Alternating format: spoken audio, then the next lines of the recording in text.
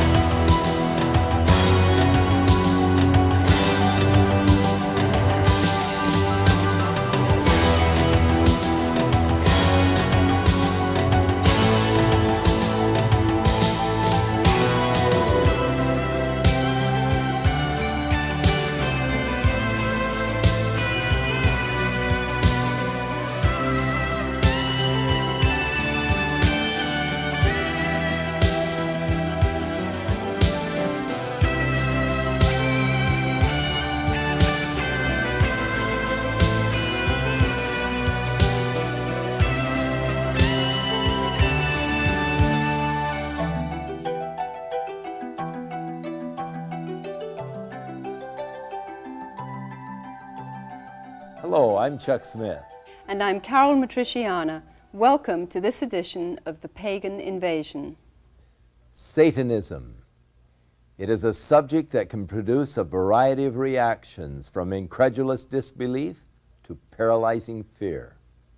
Yet even if one were to choose not to believe in the reality of Satanism, one would at least have to acknowledge its growing entry into mainstream society. Movies like Exorcist III and Witches fill the theaters and living rooms throughout our nation. Sadistic violence floods feature films with the bodies of the dead and maimed. Music videos have turned increasingly pornographic. More than 50 major black metal rock groups preach satanic messages and even call for the worship of the Prince of Darkness. Occult images of superheroes with magical powers of sorcery fill the hearts and the minds of children in the cartoons and video games. 75 years of films, 50 years of TV, and decades of recorded music have brought Americans to an insatiable lust for sex, violence, witchcraft, perversion, and occultic mysteries. The dawn of the 21st century has brought this nation to an unbelievable and yet undeniable obsession with the macabre. In a word, our society has marched boldly and defiantly through the doorway of Satan. This fascination with the works of darkness and the occult is seen at every level of our society. From the absolutely phenomenal success of Teenage Mutant Ninja Turtles to Anton LaVey's first Church of Satan in San Francisco, our culture is being sucked deeper and deeper into the vortex of satanic influence and domination. Today, according to our research, multiplied thousands in the free world are involved in Satanism. A recent publication from Europe reports that there are up to 100,000 black witches, Satanists, and chaos magicians in Great Britain alone. In Germany, an estimated 10,000 people practice black magic. Law enforcement agencies across North America are inundated with criminal cases involving satanic activity. Everything from grave desecrations to child pornography and molestations, ritual abuse, animal mutilations, human sacrificial murder, cannibalism, rape, sodomy, and defacement of churches and synagogues. Leading experts on Satanism and crime in America speculate that there is an international network of Satanists who are responsible for child pornography. Satanism is on the rise, and it's not about to go away.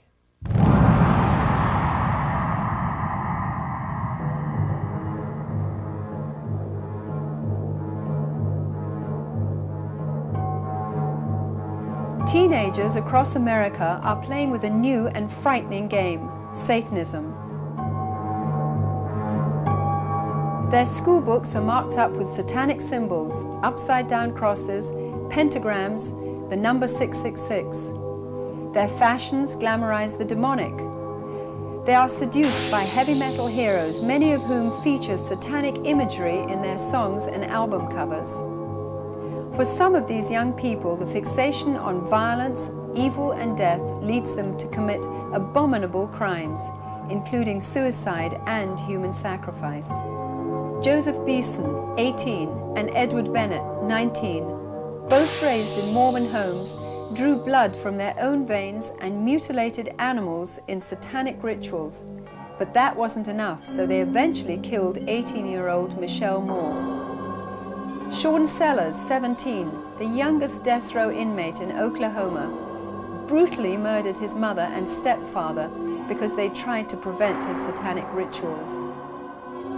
Scott Waterhouse, 17, tortured and killed a 12-year-old girl in a grisly satanic slaughter. Pete Rowland, 17, formed a satanic cult with 3 other boys. After sacrificing a cat, they turned on Steve Newberry, the 4th member of their group, and beat him to death with baseball bats while chanting, "A sacrifice for Satan."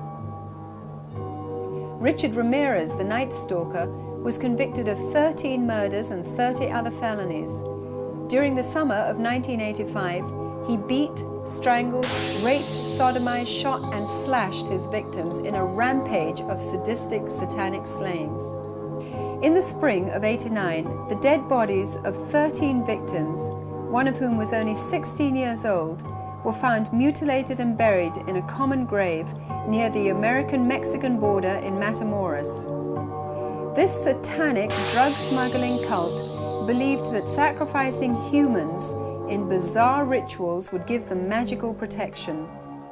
The victims had been dealt blows with a hammer, and some suffered horrible mutilations, including the removal of brains, hearts, and other organs that were then boiled in blood. For those of us who have been involved in cult and occult research over the years, these atrocious reports are unfortunately nothing new. They are only the tip of the iceberg. What used to be hidden or secret is now arrogantly brandished in public by Satanists who recruit openly and display macabre graffiti and gruesome mutilations in public places. Englishman Aleister Crowley, a leading inspiration in today's revival of Satanism, was a bisexual heroin addict and demonologist who was violently opposed to Christianity. In his book Magic, he detailed the proper procedure for performing a child sacrifice. Crowley's powerful influence is seen in such groups as the OTO, Ordo Templi Orientis, and Colonel Michael Aquino's Temple of Set, an offshoot from the Church of Satan. In 1966, Anton LaVey founded the first Church of Satan in San Francisco, which at one point claimed 10,000 members. LaVey authored the Satanic Bible and Satanic Rituals, two of Satanism's most important books.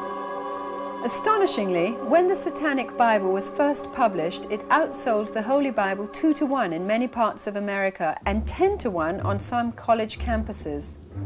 It teaches tenets that are totally opposed to goodness, purity, and selfless behavior. Shemham Parash. Shemham Parash.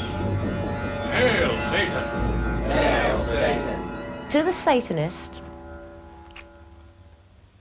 good is evil and evil is good.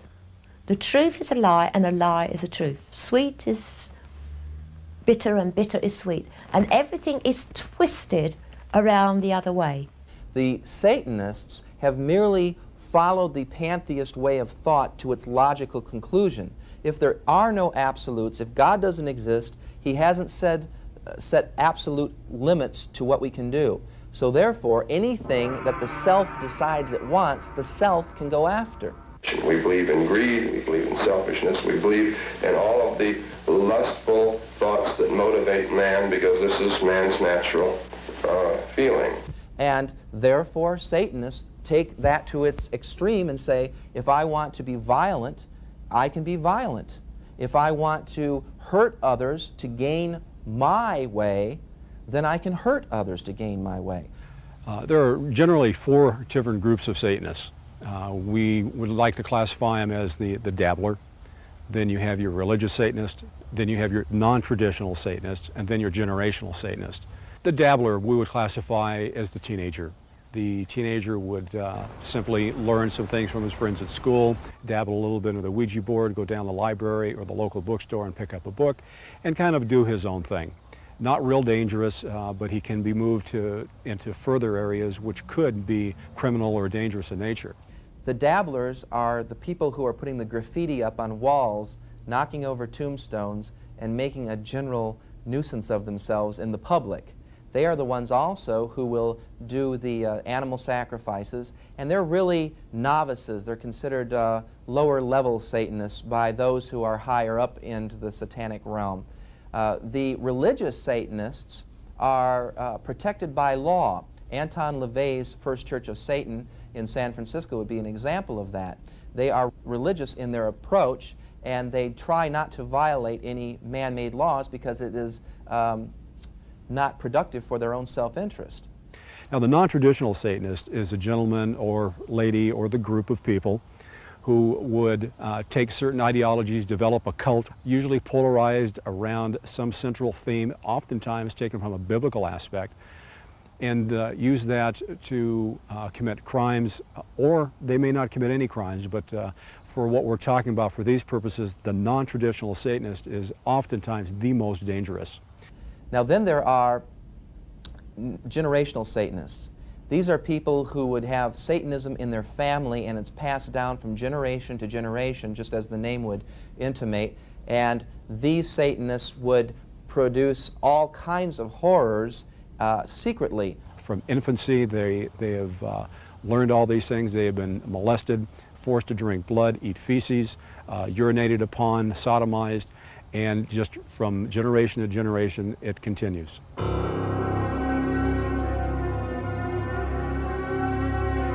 Their main teaching is that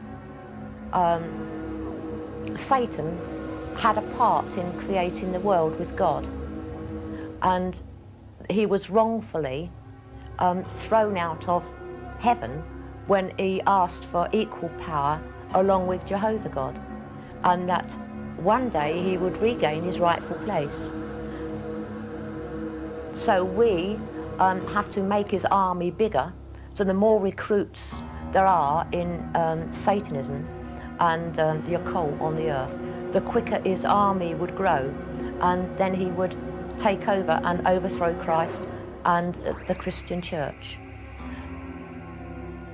Worshipping of Satan is not a crime in the United States of America. It's protected under the First Amendment.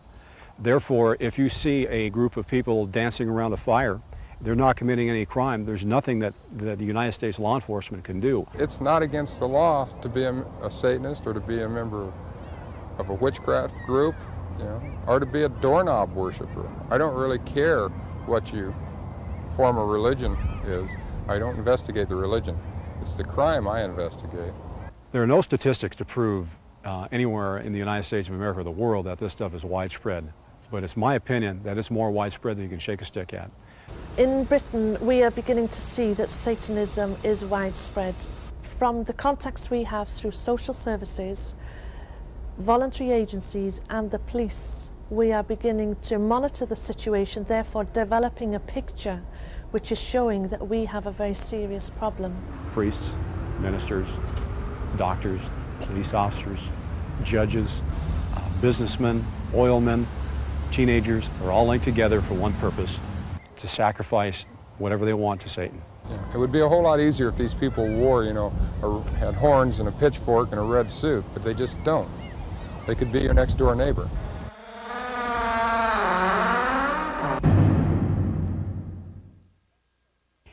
Glenn Hobbs is an ex-Satanist who was originally initiated into Satanism as a child by his grandfather. I recently asked him to reflect on some of his experiences. My family was, in some senses, royalty in the occult. We had a real pure bloodline that everybody in my family had been priests or priestesses, and I was to take over that position. I had been chosen to take over that position. Glenn, can you explain the different purposes of ritualistic abuse to children? This was part of the systematic thing that they were doing. They were trying to make all my feelings towards blood, towards abuse, towards all these things seared, so that I had no type of emotional response to it whatsoever. Now, when I saw the blood of the animals that were cut, and most of the time they would hold the animal over me and they'd slit its throat, and the blood would drip down over my body, and you know, I was nude, and then they would force me to do sexual acts, and then we'd be passed around to the different cult members, and they would have sexual relations with us. I think at the time that it was happening, I was just so, the thought that was going through my mind was I was just so happy that it wasn't me that had got my throat slit. As a teenager, you grew into another category of Satanism. Can you explain what happened? I began to pray to Satan, and I began to say, take over my life, you know, make me your high priest. All these things that somehow I knew that had been ingrained in me as a child were coming back to me as a teenager. And I made that blood contract with Lucifer. I had slit my wrist and wrote out a parchment between me and Lucifer. And after that, I completely changed. I became more like a priest, more active in my life, very rebellious. I began to excel academically. I began to excel in every area of my life. Most of the rituals I performed as a teenager were animal rituals. I didn't perform any human sacrifices because the spirit guides and the demons that were in my life at that time were instructing me that until I initially came into the coven and took over the position as the high priest, that was when I would perform human sacrifice. I was looking forward to it. I was looking forward to my first human sacrifice. At the heart of Satanism is a lust for power and pleasure. Satanists endeavor to invoke spirit beings to tap into a power source beyond the physical realm. Many are convinced that it is Satan himself who appears to them while they are in a meditative state or performing a ritual. Others speak of the apparitions as gods, goddesses, and even demons. Channeling, seances, astral projection, mediums, and visualization are all a part of the attempt to plug into a power source that is controlled by the demonic.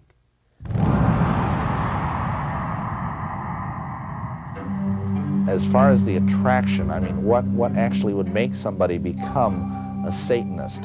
Well, for some people, in my case at least, it was a gradual infiltration. It was a move from things like ESP and flying saucers, and then just a very gradual, many-year slide into finally regarding Satan as my God. I got into Satanism simply because of the promise of power and wealth, and by being invited to some parties which I went to, I was told I could have those things, but it was a special gift that I couldn't have until I had been initiated. I think it can be put in one four-letter word, lust. And I don't just mean sexual lust. There is a lust for power that is part of our sinful nature. There is a lust, of course, for sexuality. And there is a kind of, C.S. Lewis talks about it as a spiritual lust, as the kind of spiritual itch to want to somehow reach into the unknown. We're fascinated by it. As a young boy of 13, 14, I practiced magic. When you're that age, there's no limit to the scope of your imagination. And so everything magical that we'd heard of, we attempted. Calling forth the devil, invoking demons. We tried all these things, and with some effects. In 1981, Mark's quest to experience the more powerful side of black magic led him to start his own satanic coven, the Temple of Olympus. As far as I'm concerned, magic is about getting what you want. Magicians are people who get what they want. They want the quick, slick answers to life by calling down these forces so they will be able to manipulate whatever they need. If you're not popular, you are told that certain rituals, compassion rituals, will gain you popularity or gain you prestige with the opposite sex. And this is something that is also a lure to the Satanists. It's the basic elemental carnal lusts of the flesh that draw them in. They taught me how to kill someone, a spell, how to kill someone, a spell, how to get someone to lust for me. From our experience, a child has turned to Satanism initially because of an emotional reason. We have many more children coming from single-parent families or where the head of the home, the father, is not taking the fatherly role. With teenagers especially, the appeal is to rebellion. The appeal is to do whatever you can do to drive your parents crazy. They want to supernaturally get back at their parents. And we have found a lot of teenagers wanting to do it that way. The other reason, I believe, is because the church has not met the needs of these teenagers. They have not seen the supernatural power of God in the church. They've not really seen the love of Christ amongst the people. Today, Satanism can be seen to be more blatant than ever before. Satanic graffiti is no longer shocking, while recruiting, which was once hidden and obscure, is now visibly public, and sadly, youth are the chief targets.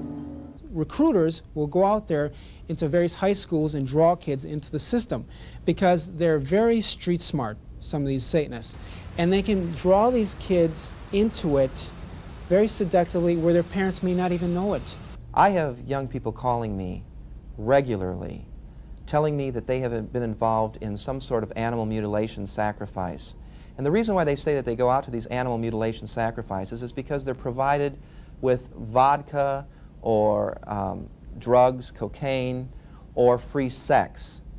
And so to cover up what I'd seen and what I'd been taking part in, I started taking drugs, which they provided.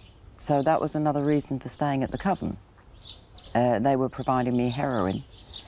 The old proverb warning against wine, women and song has taken on new spiritual momentum. Sex, drugs and rock and roll is the modern cry of a rebellious youth.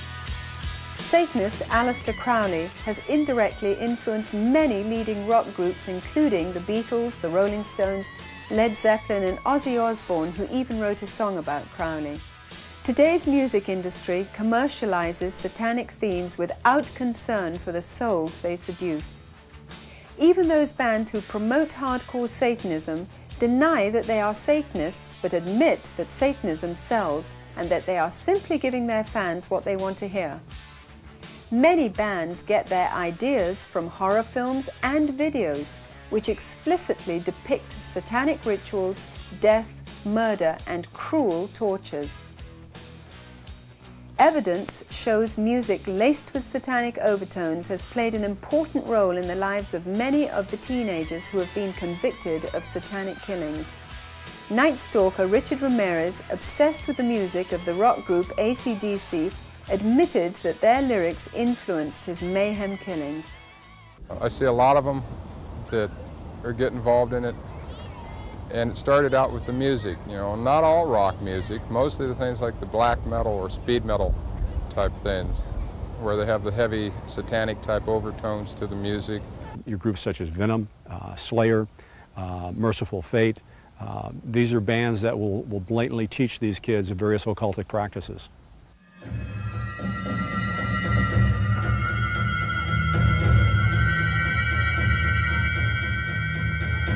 One of the more popular bands playing in London is a group called the Devoted Men, led by Mark, High Priest of the Temple of Olympus.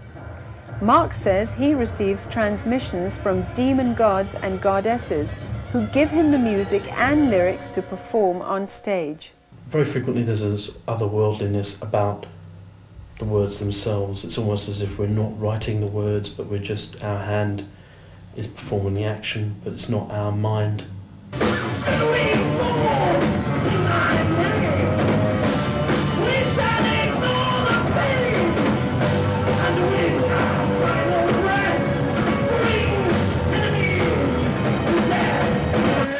The Devoted Men take the music that we write for the Temple of Olympus and perform it in London at the night spots and venues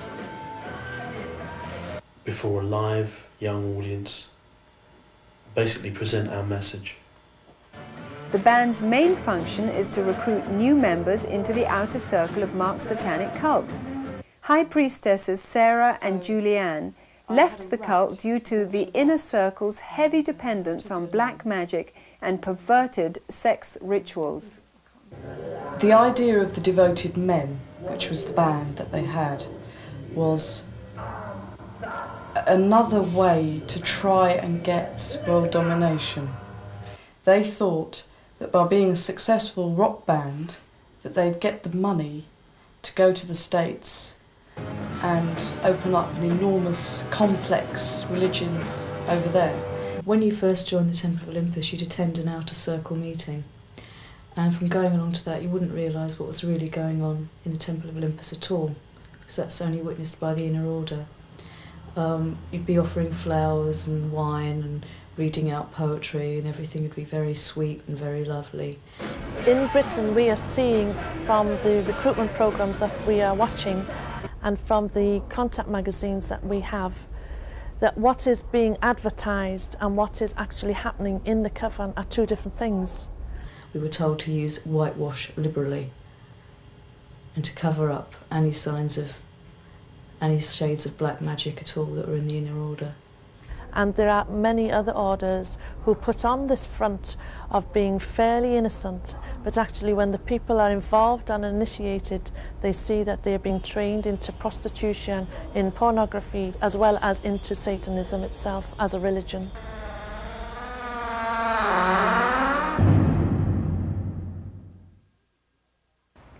Glenn, how did you get out of Satanism? I was having some trouble in an English class, and they assigned a tutor to me. It was a little old Christian woman. And for the first time in my life, I was confronted with something that was bigger than me and bigger than Satan. I walked into that room, and that little lady, a little old lady, was sitting there, and there was this holy light that was around her. I could see it. And the demons that were in my life, that always went with me, they never left me, they never let me make a decision by myself. They instructed me in every area of my life, who were always with me 24 hours a day. The minute I walked into that room, they were gone. They left. I was left completely vulnerable to this woman.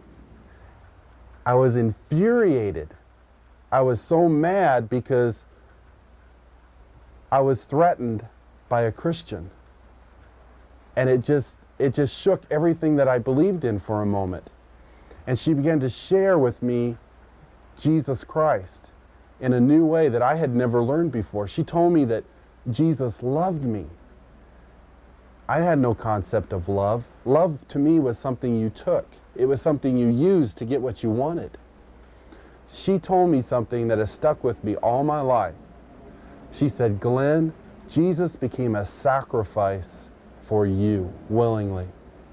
Now, as a Satanist, I knew everything about sacrifice. I knew what it was like to see people be sacrificed. And none of them were willing to do it. And I said, okay, Jesus, if you're up there and you really died for me, you sacrificed yourself for me, you know, you were stupid. You were stupid to do that. I mean, why would you do something like that?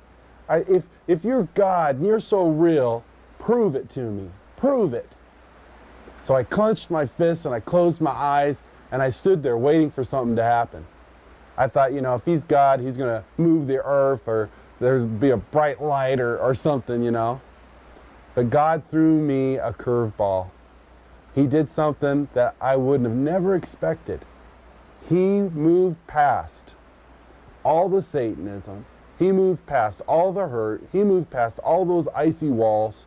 He reached in with his loving hand, reached around my cold heart, and poured into me a love that I had never felt since I was a little boy.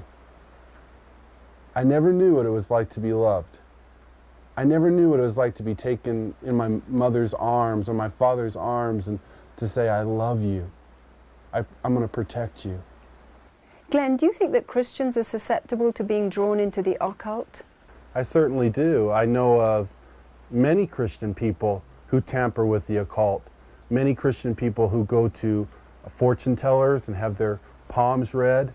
There are many Christians who read their horoscopes, many Christians who read occultic books. And the thing about it is many Christians think that just because they've come to Jesus Christ and he has forgiven them, that somehow that puts a magical protection around them and they can do whatever they want to do. They can tamper in the occult. But the Lord points out really clear that if you open yourself up to Satan, if you give him a foothold in your life, he will affect you. He will take that legal right and he will cause your life to be one living mess. Do you think that heavy metal music can be a tantalization into the occult? I think of one young boy that his parents were Christians. The boy began to listen to King Diamond. Some of these guys who are professed Satanists and have very strong satanic lyrics in their music. He began to really concentrate all of his efforts, and he'd come home, he'd go in his room, and he'd begin to listen to this music over and over and over and over again. That kid had built an altar, he was worshiping Satan, and he was doing it from the lyrics of this music. And the parents thought that by going into his room, that somehow they were going into his area, you know, that they didn't have a right to do that. But if they had just taken a little effort to go in and see what was going on, they could have saved their child from killing himself, which he did, killing himself in the name of Satan. But that was a gradual process. It wasn't something that happened overnight. I think of one young lady, her name was Patty. She was the daughter of a minister, and this girl felt so alone, she felt so rejected by her church group, by her parents, She didn't feel like she fit in. She didn't feel like she belonged. Well, she had been invited to a party. Now, the people who threw this party were practicing Satanists. They saw her coming a mile off, and they said, "Patty, we can see that you are a special person.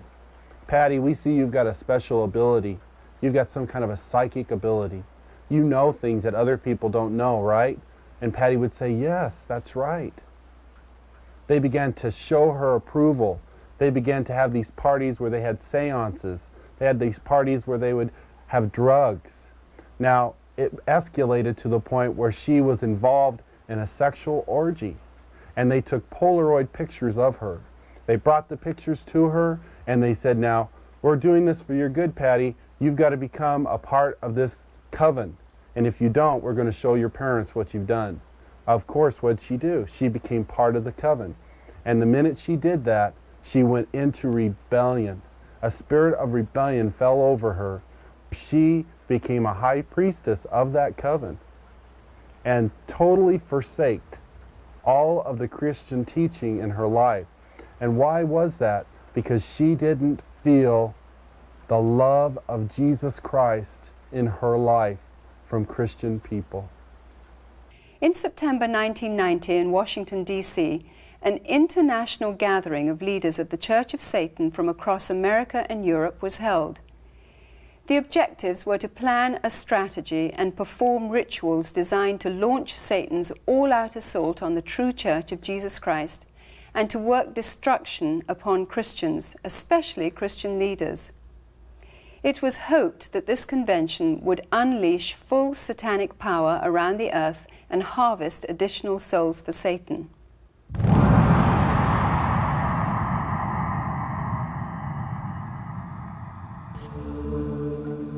Drawings by children reveal how they were forced to participate in atrocious satanic rituals involving animal and human sacrifice, sometimes even compelled to eat raw meat and drink blood. Heartbreaking accounts detail how children were deliberately trapped in cages or graves for hours at a time, sometimes even with snakes, how they were defecated and urinated on, sodomized and raped by adults in satanic ceremonies. Sometimes adults would wear robes similar to Christian clergy and perform rituals in Christian churches, not only to mock God, but to terrorize the children against a belief in biblical Christianity. Is the court system able to handle this type of philosophy? Do they believe in Satanism? I mean, a lot of people just laugh at it. Satanists believe that sexual perversions combined with the spilling of innocent blood conjures up the strongest powers. Reports show animals including dogs, cats, goats, and horses being savagely skinned alive, having their blood drained, organs removed, or being split open and nailed to upside-down crosses. It's believed that if you just kill an animal, that's not much good. You've got to kill it slowly because, and this would be true of a person too, of course, that the screams and that the agony of the animal would contribute to the high level of power. What results we had. After just the first ritual, we were moved to throw every effort into the successive workings. The power, the response. Animal sacrifices is commonplace today.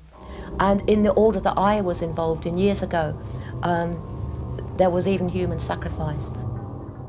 These various satanic covens that meet need to have this kind of sacrifice for their high festival days. And it's sort of I hate to say it like this, but it's like supply and demand. The more satanic covens there are, the more children and babies and teenagers are going to be brought out and sacrificed. And again, it is the destruction of innocence that they seek. From one of the nicer, quieter, more beautiful parts of England, namely the county of Surrey, where people would find it hard to believe that these things go on, there is a confession from a woman who said that her baby, when born, was used as a human sacrifice in satanic rituals. She said it herself. She has said it in public. what does one make of that other than a heartbreaking confession to something that's been a guilty secret for a long time? You did things just because they were evil, just because you knew they hurt God, not because they gave you pleasure, but because you knew that it was a sin against God. I had a 17-year-old boy call me and tell me that a year prior to his call, he was considering joining a satanic group. And he said the only thing that stopped him from joining was that he had to violate every one of the 10 Commandments. He said he was willing to do that, except they were pushing for him to kill one of his parents. And that snapped him to reality. The secularization of our society, the media, schools, churches, and government institutions has created a vacuum whereby Satanism has been able to move in and capture the hearts and souls of a vulnerable generation.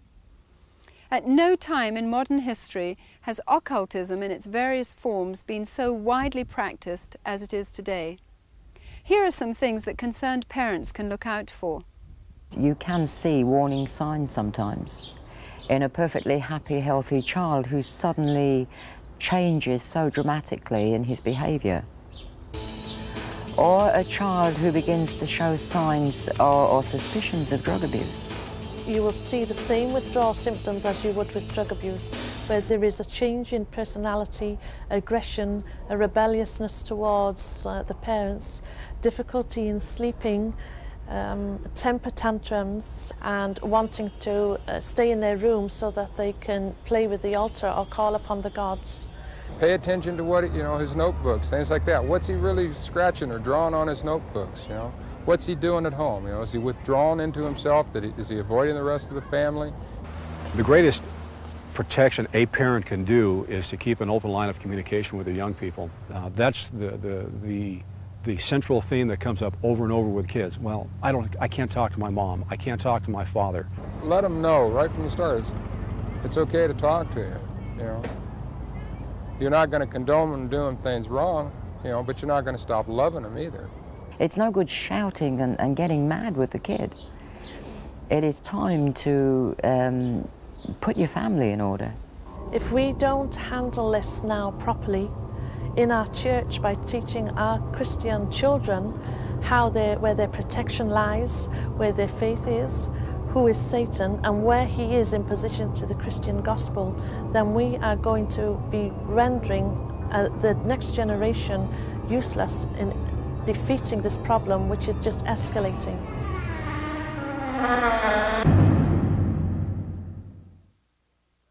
The Bible tells us that we wrestle not against flesh and blood, but against principalities and powers and these spirit forces in the high places. Paul the Apostle also tells that the world system is under the control of Satan, and that the God of this world has blinded the eyes of many people so that they cannot see. If you do not yield your life to Jesus Christ and know the power of Jesus in your life, then your life will come under the influence and the control and the power of Satan. Jesus said concerning Satan that the enemy has come to rob, to kill, and to destroy. And yielding your life to the satanic powers will ultimately destroy you. In contrast, Jesus said, "But I have come that you might have life, and that more abundantly." The Lord offers to you an abundant life today.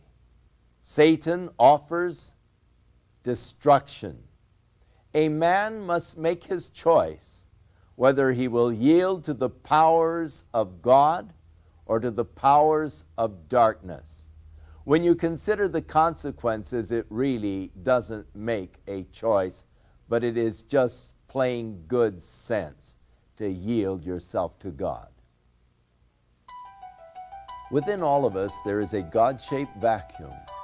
Throughout the ages, man has attempted to fill that void with the things of the world. But it is only through a relationship with our Creator that we can be truly satisfied. His Holy Scriptures reveal the way in which we can be reconciled to God, and that is through the provisions of His Son, Jesus Christ. I'm Chuck Smith. And I'm Carol Matriciana. Join us again for another edition of The Pagan Invasion.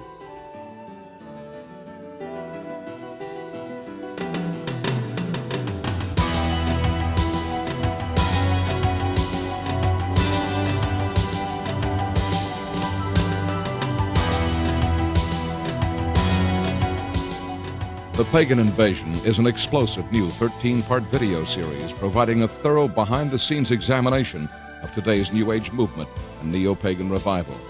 Each superbly produced volume features rare footage from around the world along with expert analysis by noted Christian leaders and authors. For more information, contact your local Christian bookstore or call 1-800-828-2290. California residents call 1-800-633-0869.